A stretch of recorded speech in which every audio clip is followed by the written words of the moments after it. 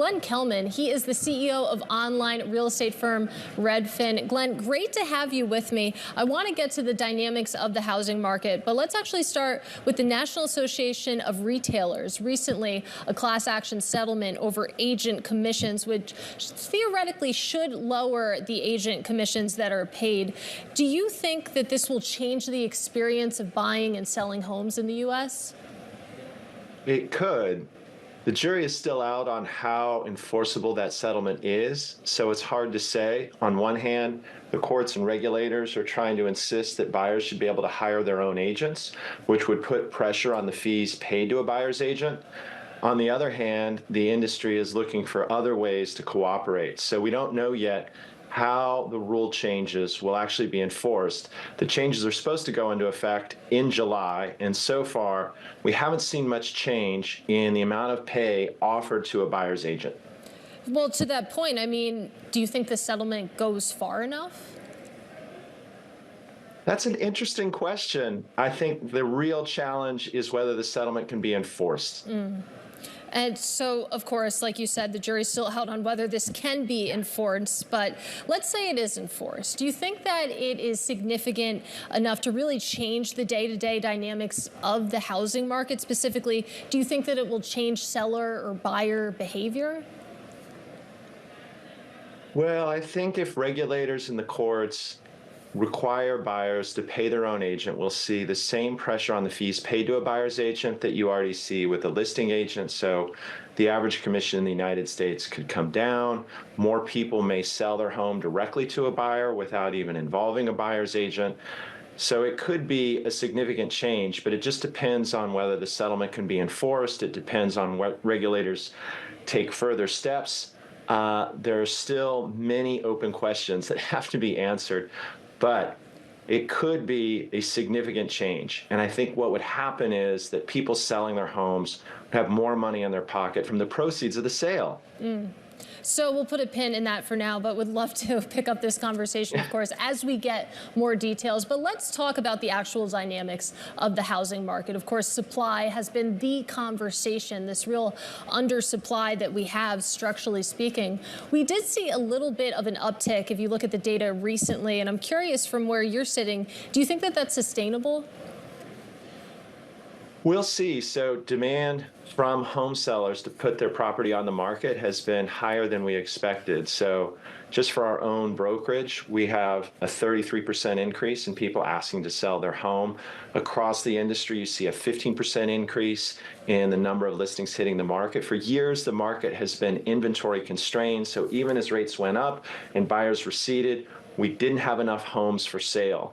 Now we're getting more homes on the market. It's not because there's been any easing in rates. It's really been a byproduct of people just wanting to move on. They were able to put off their plans in 2023, but I think it's hard to do that for a second year. So we're talking to more people who say, I just have to move.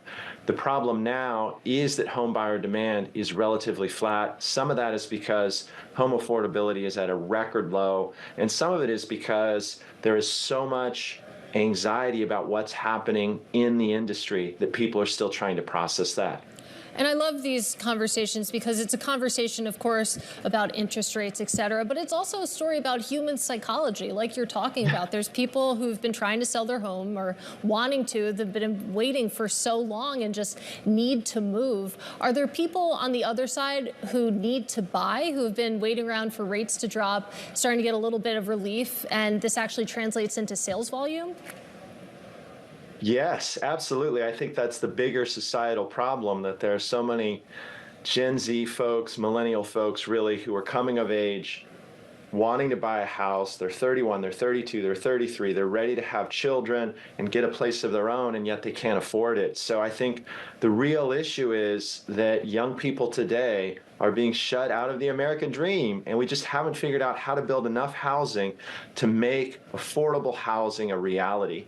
And the real pinch point in the market is at homes below $500,000. That's where investor activity is extreme. That's where supply is low. You see an all-time high in the number of investors buying properties just because the market favors the cash buyer so strongly.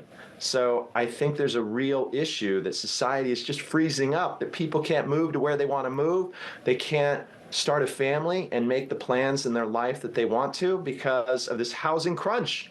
Well, let's talk about what those millennials are doing instead, and they're renting their homes if they can't buy in specific situations. Are you seeing any trends when it comes to home prices versus rental prices?